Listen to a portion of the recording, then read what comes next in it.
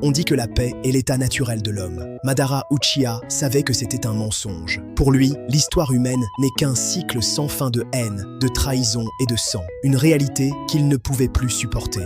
Le Sharingan rouge n'est pas seulement une arme, c'est une malédiction.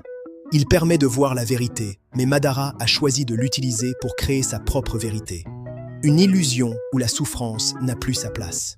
Portant son armure comme une preuve de ses innombrables batailles, il a compris que même le plus grand guerrier ne peut pas gagner contre la nature humaine. La force seule ne peut pas apporter la paix, car elle engendre toujours une nouvelle opposition.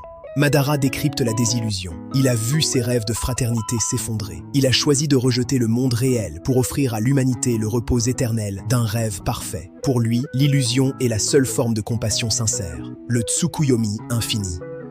Un monde où chacun vit ses désirs les plus profonds, à l'abri du temps et de la mort. Madara voulait devenir le berger d'un troupeau endormi, sacrifiant la liberté au nom d'un bonheur artificiel. C'est le prix de sa paix, un monde figé, une humanité qui ne grandit plus mais qui ne souffre plus. Madara a préféré l'ordre du néant au chaos de la vie. Il a voulu être le dieu d'un paradis de verre. Est-ce vraiment une vie que de rêver pour l'éternité? Madara nous pose la question ultime. La réalité, avec toute sa laideur, vaut-elle mieux qu'un mensonge magnifique? Il a choisi son camp depuis bien longtemps.